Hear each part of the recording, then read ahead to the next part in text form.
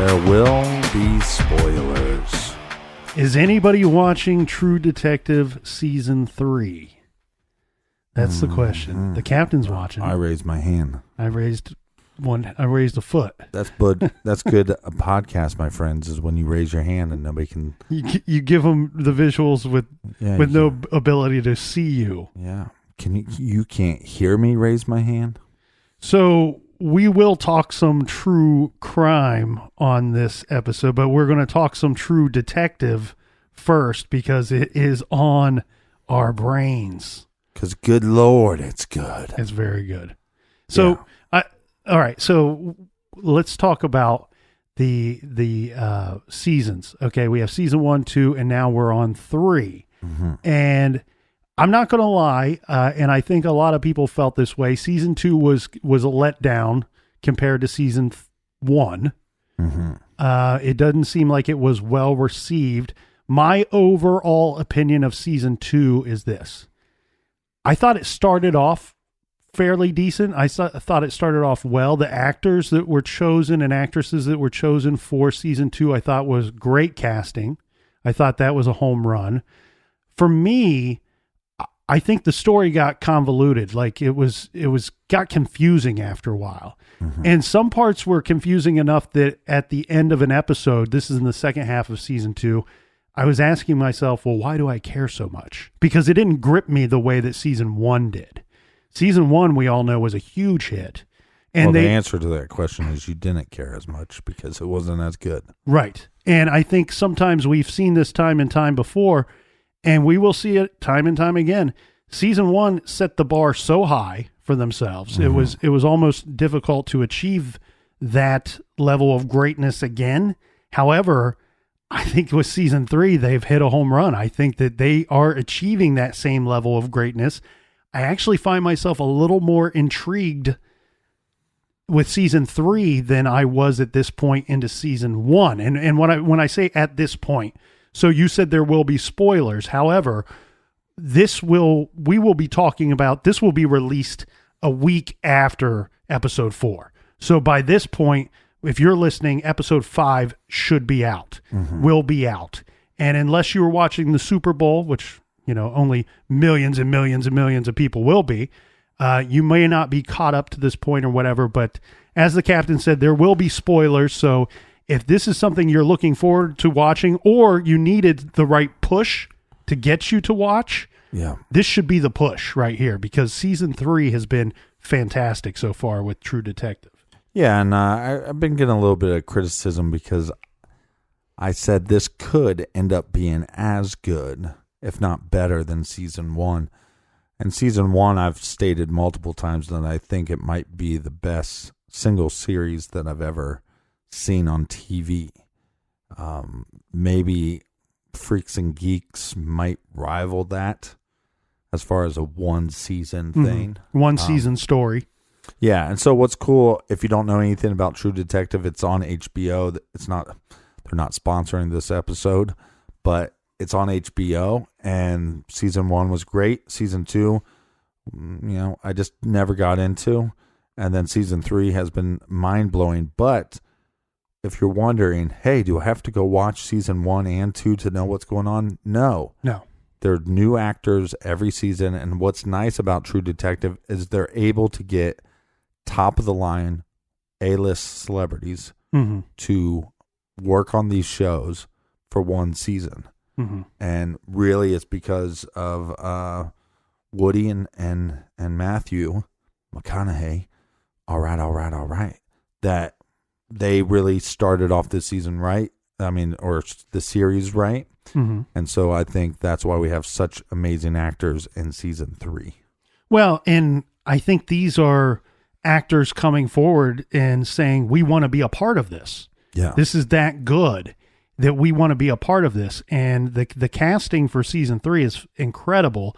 And I say that having seen 4 episodes. I mean, the acting from top to bottom is legit. It's very good, and the writing is very good as well. So what's going on so far is we have 2 detectives, and basically the story is set in the 80s, the 90s, and then today. Yeah, So 2015 though, I believe, right? right. So the general overview that I have right in front of me, and I think this is from Heavy.com. Yeah. IMDb, or, I take that back. I don't know who it's from. Okay. I was going to give somebody credit, but I actually don't know where I copied this from. But the general overview, as stated on this particular website, is True Detective Season 3 plays out in 3 separate time periods, telling the story of the 1980 disappearance of a young Arkansas boy and his sister, and a mystery that deepens over decades. Well, and this is a story.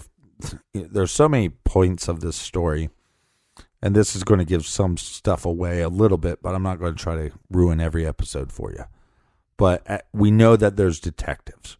We know they're working 2 missing person cases, 2 missing children cases. Yes. So that's one avenue. True. If you're a true crime fan, you love that. At some point, we realized that somebody wrote a book about this case. Mm-hmm. So true crime lovers love true crime books. Somebody wrote a true crime book about this crime.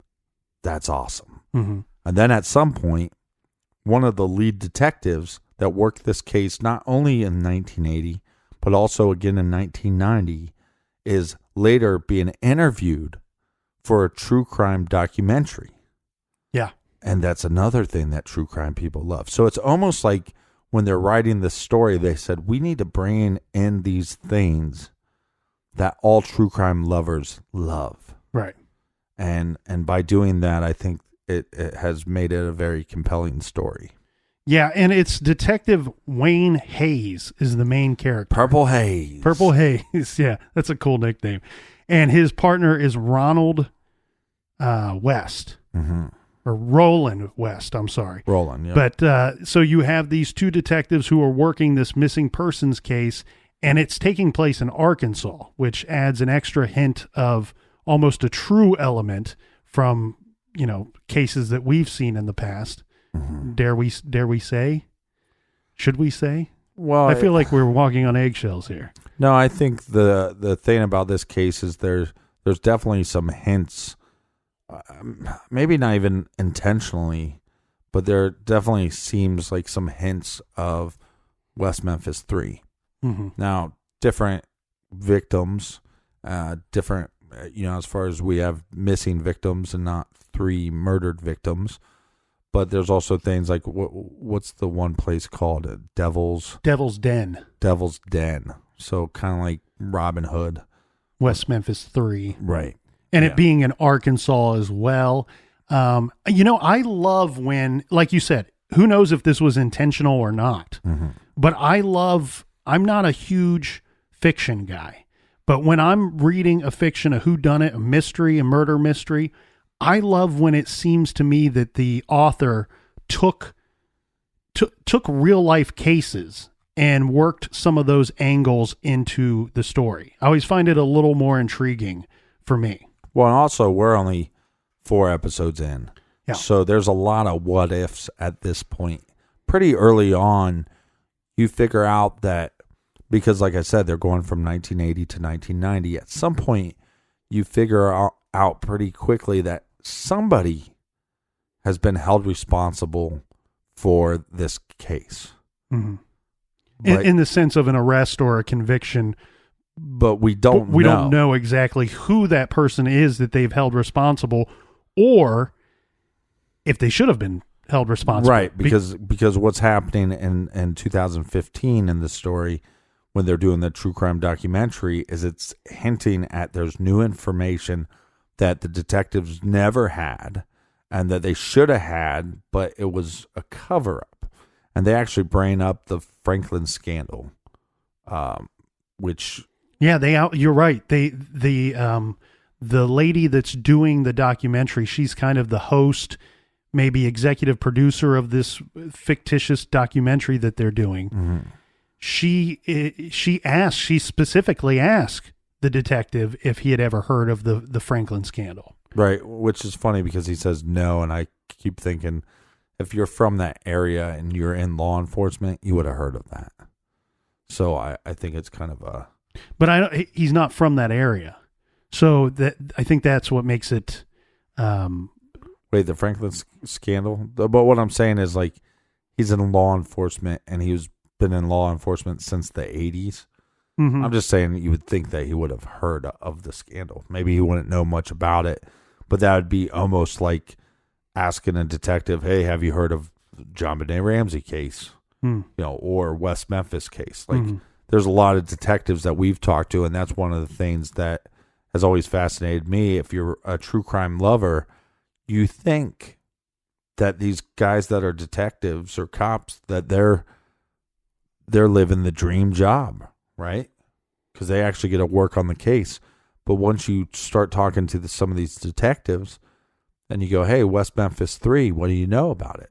A lot of them, they don't know anything other than, "Oh yeah, 3 boys were murdered. Oh yeah, I heard something about that." Yeah, they have a brief or general overview of the actual case. May even have an opinion on it, but from my experience, those detectives typically haven't spent much time looking into these cases, because they're working. they're working their real own cases. yeah. So it's not like they go home when they're supposed to be thinking about missing, John Doe that's missing in their town.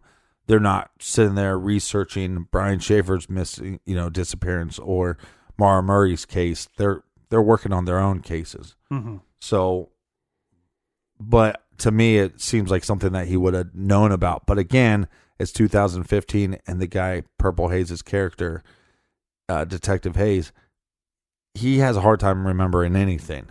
Well, he's getting up there in age. Right. And he's losing some of his memories and some of his, abilities. So that's possibly why he never heard of it. But it is fascinating because there's one, the what if of who did this.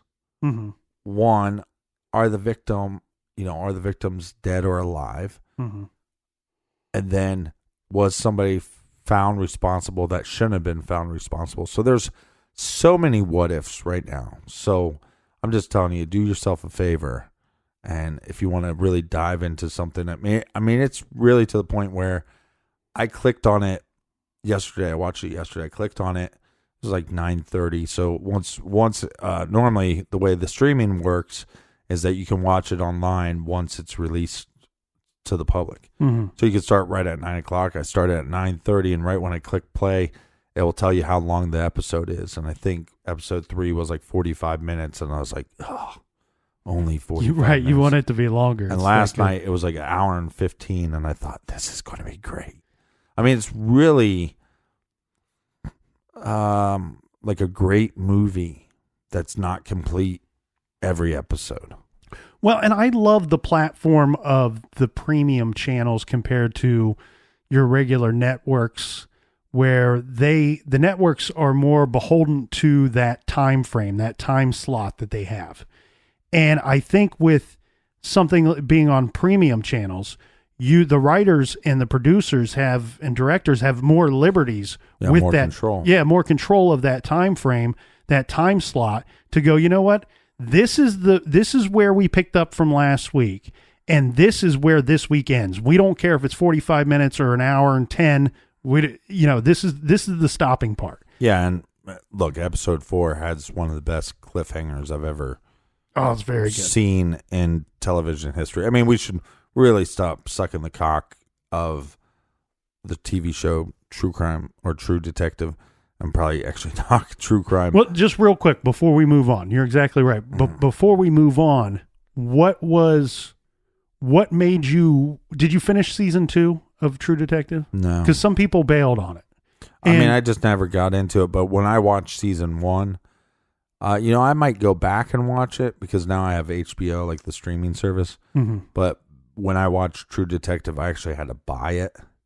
So I bought it all, and then I ended up like being able to watch a couple episodes, I think, of season 2, and then just never. And I'm a Rachel McAdams fan, and just never really got into it. But what made you go back to season 3? Because what I have to believe is happening, or happened 4 weeks ago. Good. Right. But I have a feeling that a lot of people that bailed on season 2 or didn't like season 2 are not giving season 3 a chance. Oh, they will. I mean, after the water cooler talk. Oh yeah, because anybody I've said, hey, you gotta watch True Detective, they're like, I've heard it's really good. Yeah. And you go, okay. Well, I now thought the trailer looked really good. The trailer was really good. But I have to thank you, my friend, because you were. I think I probably would have watched it on my own, but I think you were the push that I needed to get into it early on, because I saw the trailer a couple times. I was like, man, that looks really good. But I was still a little gun shy from what happened with season 2. And then I talked to you and you were like, you had watched episode 1 and maybe 2 before I did.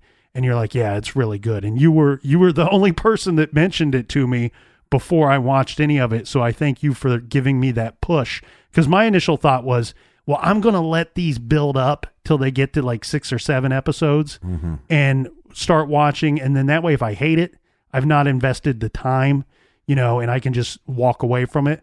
But you were the push that I needed to start. And so I started a few days behind you, but we're all on the same level now. Yeah, I think you finished 4 before me. But I also think, like, if you look at, what was happening in season 1, especially like Russ's character, the character Russ, and that is, he's this very kind of loner type, but very into true crime and taking all of his knowledge from any case he's ever heard of and trying to look at every angle of the case. And he's kind of quiet to himself.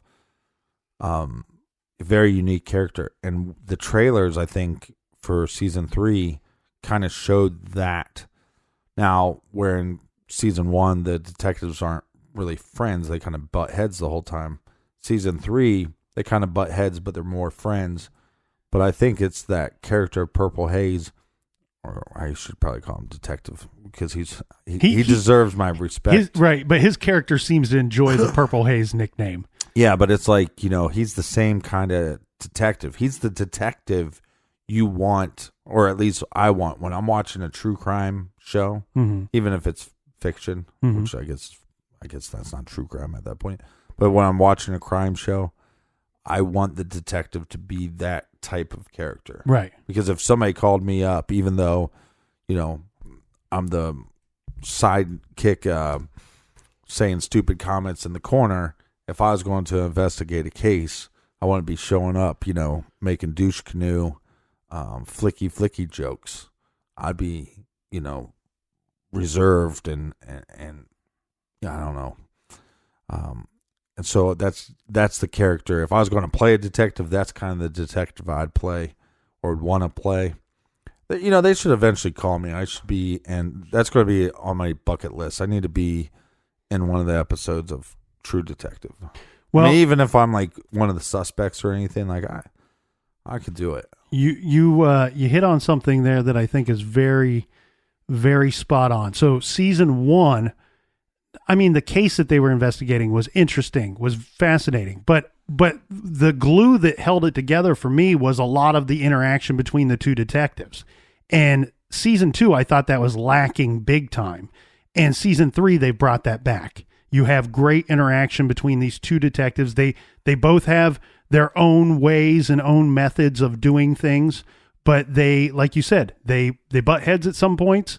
But other points, they seem to be the only one that's backing up the other detective. Yeah, but whereas in season 1, it seemed like Russ was the lead. And even though Detective Hayes is the lead, at least in the 80s on this case, his partner is not lacking as far as intelligence go.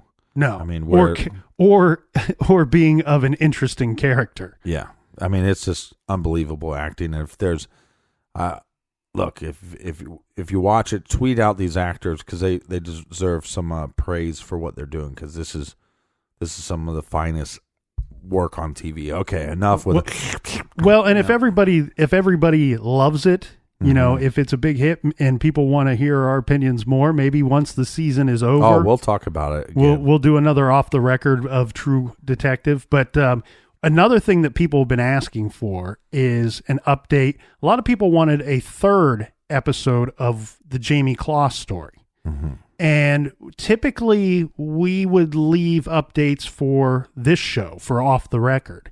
And the way that the news was breaking and our schedules as far as what was already on board, unfortunately, I know we're coming a little late with this, but I think it's something we should still discuss because people... Well, I don't know. I don't think we're late. I actually think we're probably early. Oh, well... And what I mean by that is we're going to talk to you about some of the stuff that we know, but there's going to be way more that comes out. I think there's going to be some confession. I think,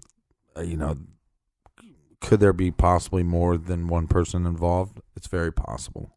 So there's been an arrest, and the news that came out when Jayme was first found, there was little to no news at all. It was simply that Jayme Closs had escaped the home of her captor, and I guess the way that I understand it to be is this, that she escaped the home, she flagged down or ran up to a woman that was walking her dog, and then the woman grabbed her and said they went to the nearest home, pounded on the door, and the gentleman that lived there let them in, and the woman that was walking her dog looked at, the guy's like, what's wrong? And she says to him, call 911. This is Jayme Closs. And so the police obviously very quickly show up after that. This woman and this man helped this girl that who knows what condition she was in at that point, but she was held captive for 88 days. And we talked about this case. We did 2 episodes on it. And our episodes were really what everybody else was talking about, what everybody else was speculating about, what happened and why did this happen. And so the news has been slow coming out, but what we've learned since the Jayme was found alive and somewhat well, by everything that we're being told, is that they very quickly arrested a suspect, and his name is Jake Thomas Patterson. And I don't have it in my notes here, Captain, but I believe he is 21 years old, is what I remember seeing. And yeah, which is pretty young for a piece of shit. I thought so too. We're used to talking about older pieces of shit. Yeah. So he's arrested, and what came out shortly afterwards, I think this took a few more days, but he lived like a 60-minute drive from Jayme's family's home. Yeah, which is pretty far. But they said that it's believed that he spotted her getting off of the school bus. Right. And then decided to target her with the purpose of taking her and abducting her. And this is what led him to, in the shortest form, is kicking the door of her parents' home. And then there's a struggle. He kills, allegedly, we should say, kills James Closs, age 56, and then Jayme's mother, Denise Closs, age 46, and drags Jayme out of the home and takes her back to his home. There are some different layers to this that are intriguing. And like you said, Captain, we will find out a lot more about this once there is an actual trial. It would be interesting to see what he's willing to admit to, because there have been some leaks that have come out that sounds like he has talked with police a little bit. And in fact, when they first approached this James Patterson, or Jake Patterson, I'm sorry. There's a James, there's a Jake, and anyway. So when they approached Jake Patterson, again, this show is called Off the Record. This is not take a bunch of notes and do a show.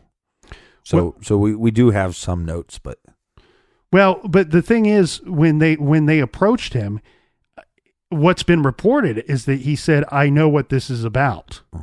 I did it, or I did this," something to that effect. I don't know his exact words, but we also have some other things that were leaked out that says that he told investigators that he was pretty convinced he got away with this whole thing. Right.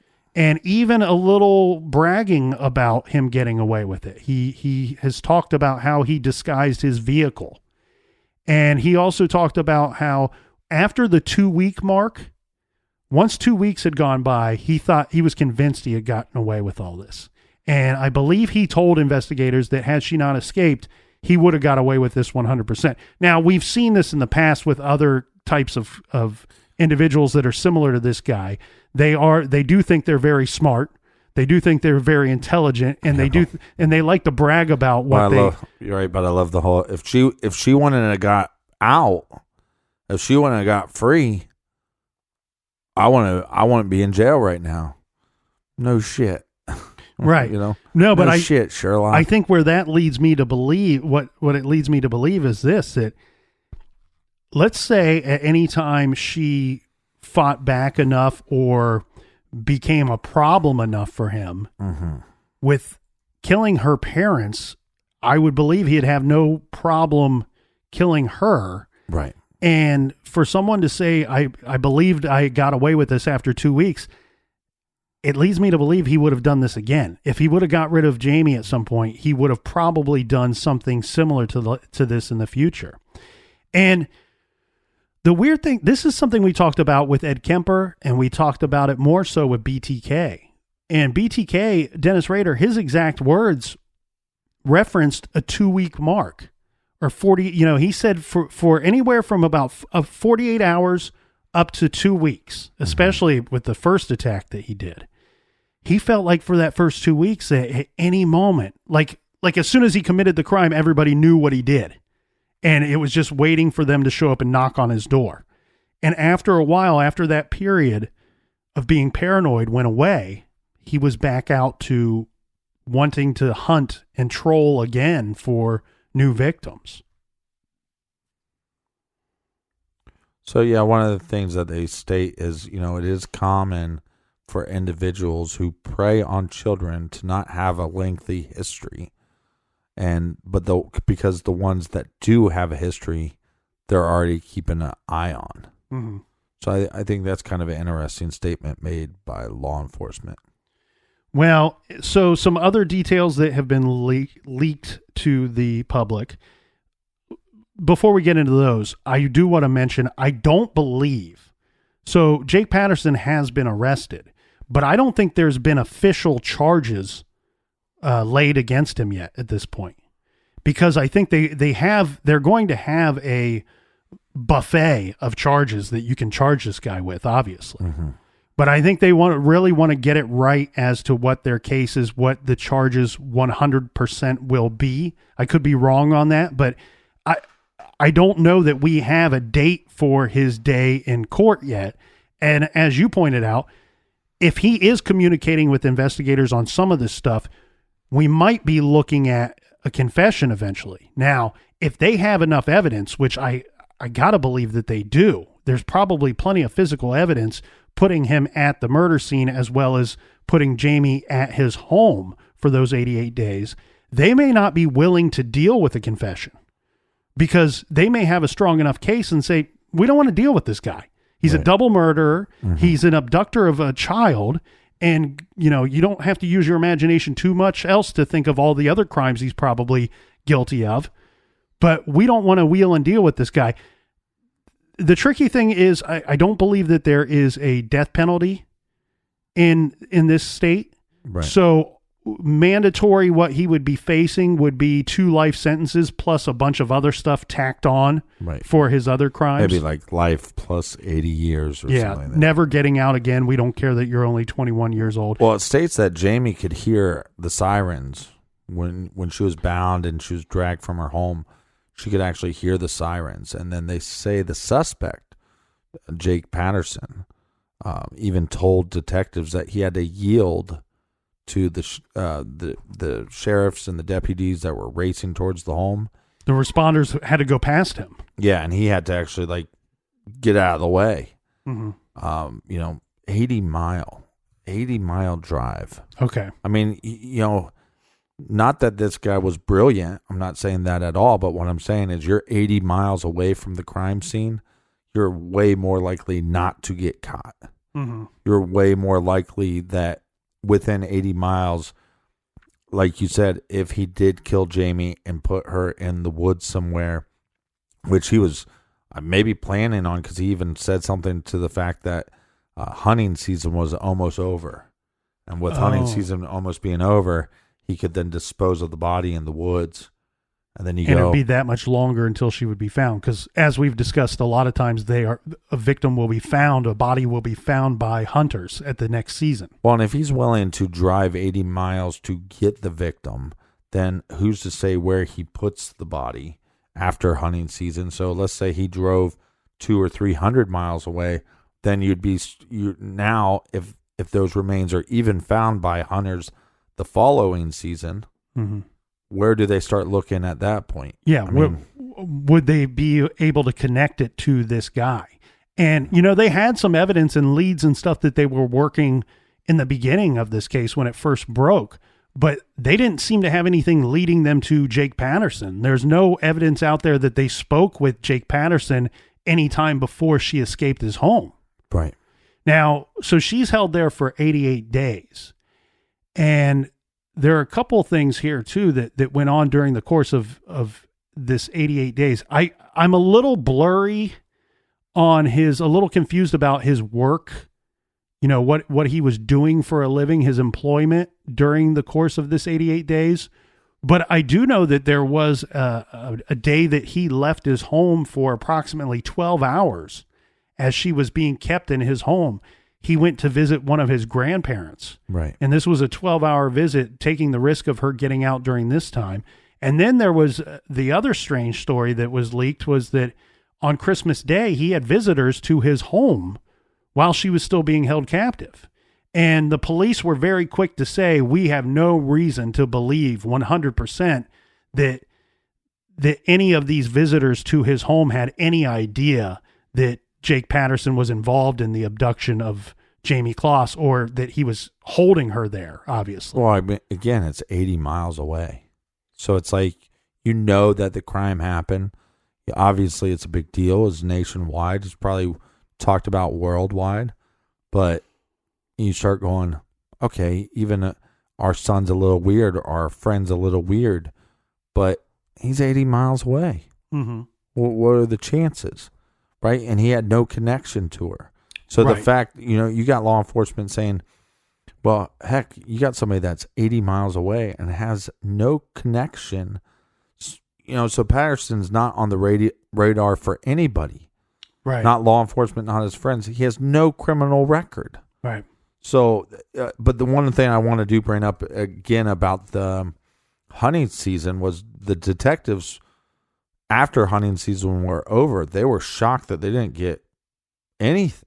Mm-hmm. They thought, well, somebody's going to find something, but when nothing was found, this is their gut feeling of somebody's holding her somewhere and that she's alive was reconfirmed by that after hunting season as mm-hmm. well, because they're going, well, heck, nobody found anything, so she must be alive. Mm-hmm. And that's probably a very difficult thing for everybody to that's working on the case. Now you're going, well, shit, we still think she's alive somewhere. Yeah, and the thing that we pondered on our episodes about Jayme Closs was, we threw out the theory, and others did as well, could have Jayme have been involved in any way at all? Because we've seen cases in the past where a parent or a husband or a wife are killed, and then one of the other people living at the home disappears, and then later you find out that they had some involvement and they brought somebody else in to help assist with this crime, these crimes, these murders. And obviously now we know that's not the case here. But what I find intriguing about this is, as soon as I found out that, boom, she didn't have anything to do with this, mm-hmm. my first thought and memory was thinking of the very brief description we're given of the 911 call. When it's believed that her mother or either Jayme was attempting to call 911, and the brief description you got at the time was that there was a lot of commotion, a lot of yelling going on in the background, or, of that call.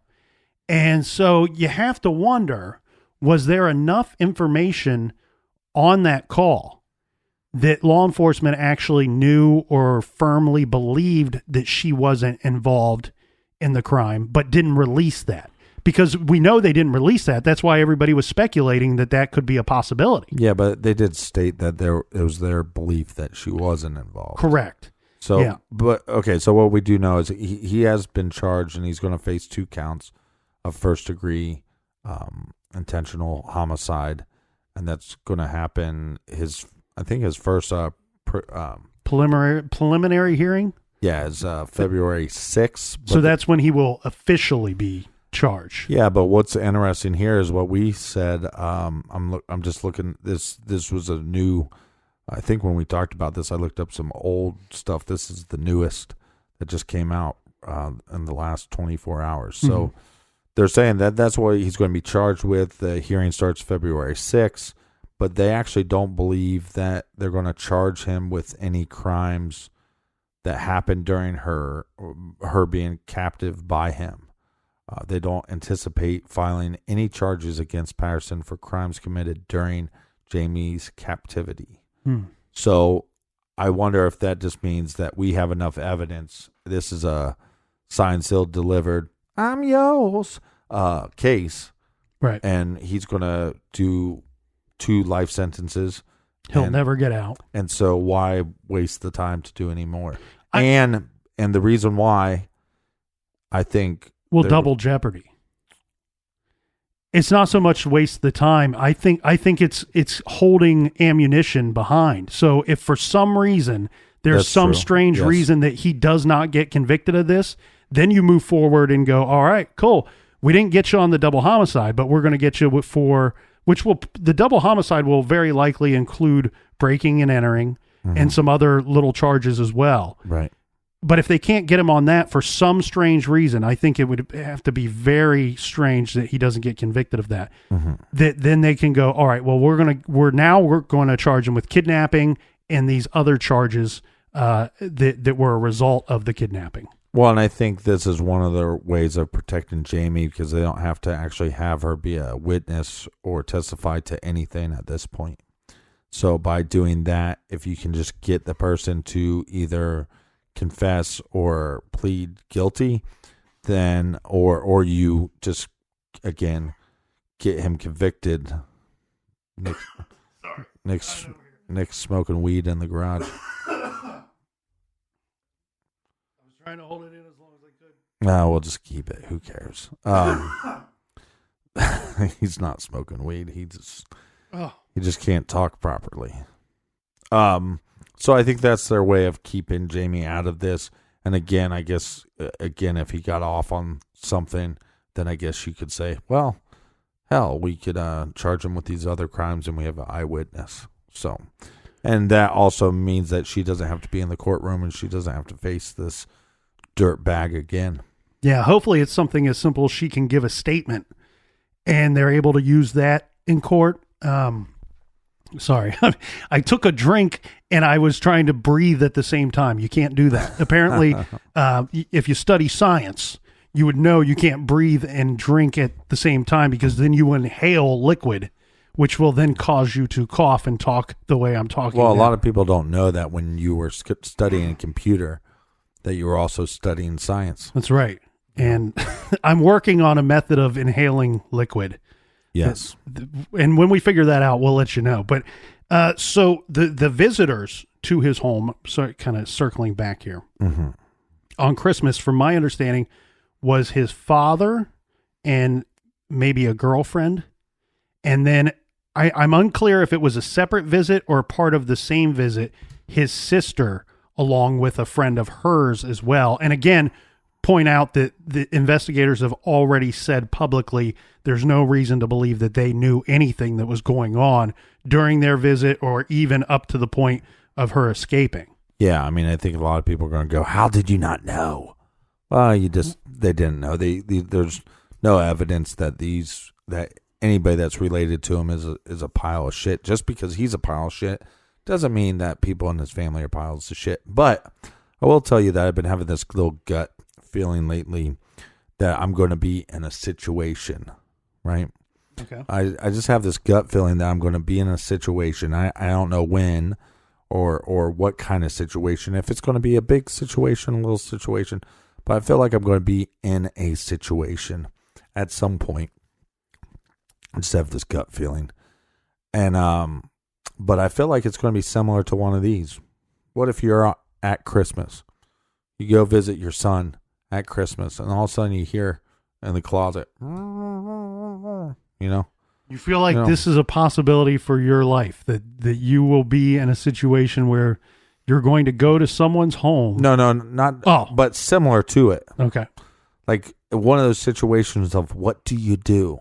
Like you're at McDonald's and a guy pulls a gun and decides to rob the place, and you're right behind him, and you have a frying pan, right? Mm-hmm. What do you do? And I do feel like that there's just this gut feeling, call it intuition. You know, maybe in a couple of weeks I'll tell you I stopped a bank robbery. Who knows? Well, was it Samuel L. Jackson that attempted to rob the McDonald's in Coming to America, and Eddie Murphy stopped it with a mop? Was it a mop that he used to stop that holdup? Yeah, and you know why he's able to do that? Why? Because the royal penis was clean. Because I remember watching that movie a lot when I was a kid, mm-hmm. and there's that scene where, like, before he goes to Queens, New York, they're washing him, and the lady pops up, and it must have been on TV, and they must have edited that part out. But I remember watching it as an adult, and she pops up out of the water, and she goes, "The royal penis is clean." And I remember thinking, I watched this a lot when I was a kid. Well, you know what? When we were kids, what I seem to remember is most of the cable networks, this isn't regular TV, but most of the cable networks didn't censor anything. Like they just played the movie as is. So if you saw a PG-13 or R-rated movie, it was pretty much as it was in the theater. But back to the case real quick, mm-hmm. You know, talking about... Well, no, I want to answer that question first. I'm sorry. What do you do? What do you do? I mean, you're hearing noises. Even if you heard a, "Help me," right? Like, mm-hmm. now this dude, let's say it's your buddy, right? You mm-hmm. go over to Morgan's house, right? And you're hanging out with Morgan, and all of a sudden in the basement you hear, "Help me." Right. Like, this is your buddy, or this mm-hmm. is your son, or this is your, you know what I mean? Or his sister came over, so that's your brother. Like, what the hell do you do? Do you go, "Hey, man, we got to look in your basement"? Or do you start, you know, I think I'd probably start with, "What's going on in here?" You politely excuse yourself and mm-hmm. call the authorities. Oh, so you could pretend that you didn't hear anything. I hope that I could in that situation. You don't know. I mean, that's what you I'm might saying. have you probably have a gut react. Like, I'm just saying that. I don't mean to laugh at a situation, but it's almost like you go, "Do you have a parrot?" You know, what's right, making? But you can't say that because you don't want to. Right, you don't want them to know that you heard the noise. Well, so I'm just saying that, like, those are situations. It's just like when the lady in the park walking her dog comes up, and the girl's like, "You know, I'm Jayme Closs," and she's like, she kind of knew mm-hmm. who she was, but it's like, again, what do you do in that situation? And I think, you know, and look, I know that has nothing to do with the case, but I think there's a lot of times in these cases, at least when we're going over them, where I ponder to myself, what the hell would I do? Well, and I think everyone out there does the same thing. And so when Jayme ran up to that woman walking her dog, I believe she said, "I'm Jayme Closs, and I don't know where I am or anything about this town or what town I'm in." But I don't think that lady knew much about it. She probably knew the name, and that might have been it. Right, but then they brought her to a neighbor's house. Right. And when they brought her to the neighbor's house, the guy has been following the story. Right. So then he's like, "Oh shit, this is the girl that I've been, you know, looking up information at night, probably listening to True Crime Garage talk about it, and now going, she's in my living room." Mm-hmm. I mean, that would be like Brian Schaefer knocking on my door, mm-hmm. or you know, going to the gas station and running into Mara Murray. Mm-hmm. Like, that's crazy. Well, so I guess Gives you something to ponder as well. Well, and what you're talking about is very similar to Ariel Castro, who was, he kept 3 girls who ended up, they grew up into be women. I believe they were all adults once they were found. One of them escaped, but he kept them in his home for years and years and years. And I read stories that he was a musician and he would host band practice or get-togethers with other musicians in his home to get together and play music together. And he's been giving local artists a bad name for and all those people years later going, I had no clue. I had no clue. There was nothing in there in my experience while I was in his home to tip me off that this was going on. Well, it's kind of like when you look at like Silence of the Lamb. When you look at that layout, it's like it's very unclear. Buffalo Bill's house. Mm-hmm. It's almost seems like there's a basement under the basement. Mm-hmm. Maybe there was, maybe there wasn't. So then you just go with this Patterson guy, right? What was his setup like? Did he? And then, well, we do. What has been leaked is this: is that when he was not there, when Patterson was not at the home, or when these people came over to his home, he kept her under a twin bed. It doesn't say if it was his bed or not. I don't know much about this dwelling. Where this psychopath probably slept on a twin bed. So he kept her under the twin bed, and he put containers around the bed, and he put weights inside of these containers so that it's kind of locking her in under this bed. And I would have to assume that there were some kind of constraints applied as well, keeping her under the bed. So when his guests came over on Christmas, that's how he kept her. And of course, he's threatening her in advance, saying, "Hey, people are coming over. If you make a noise, I will kill you." Yeah. And she has no choice other than to believe him because she's already witnessed him commit 2 homicides of her parents at this point. And then I guess he would put on music either in that room or in another room with the thought of that it would drown out noises should she decide to attempt to make any noises. And they probably put duct tape around her mouth or whatever. Yeah, there's probably a lot more involved in it than just that, but that's what has been leaked to the press. Yeah, but then you also wonder, you go, okay, well, I mean, we won't know, but it's like, what if this guy's not visited a lot by his family? Well, then he goes, it doesn't sound that he was. I mean, 88 days and probably only had 2 visitors that they're aware of. Yeah. And, but then you kind of wonder how far the family is away from him.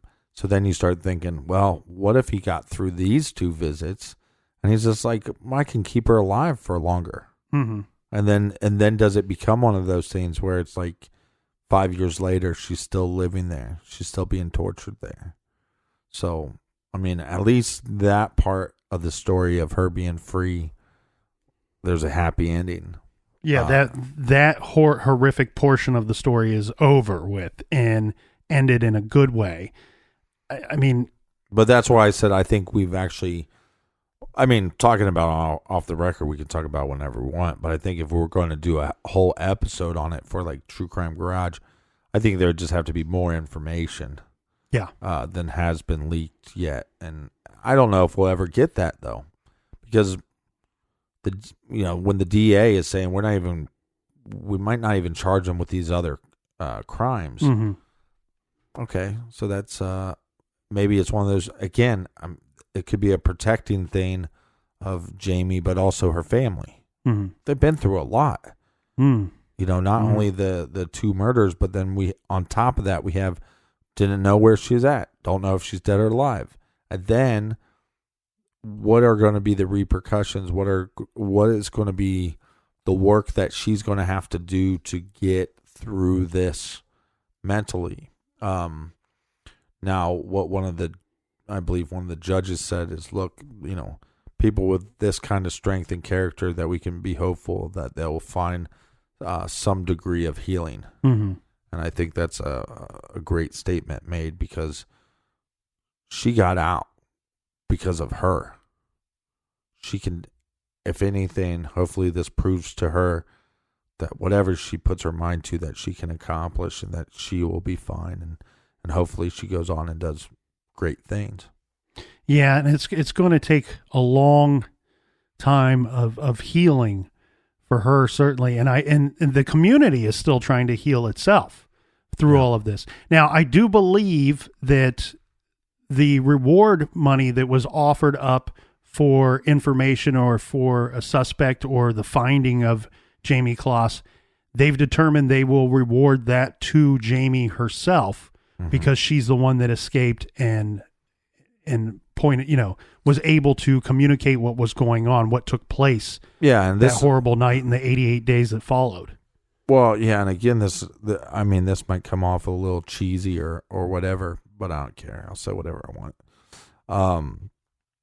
But it's like, you have these moments in your life where you kind of think about what you've done, whether, you worked a job for a long period of time or whatever it is. But there's these moments that you just wonder, like, what are you made of? What are you capable of? And are you living to your full potential, right? And then on top of that, you start wondering, what have you really done? And I think the silver lining in some of this is that she can say, I know what I'm made of. I know what I went through. I know that I can get through anything, and she's going to have some bad days, but I don't think any of those days are going to be as bad as any of those 88. So, yeah, what a tough story. And I wish we knew more to share, but we've been getting so many people talking about doing an update that we figured we'd put something out there.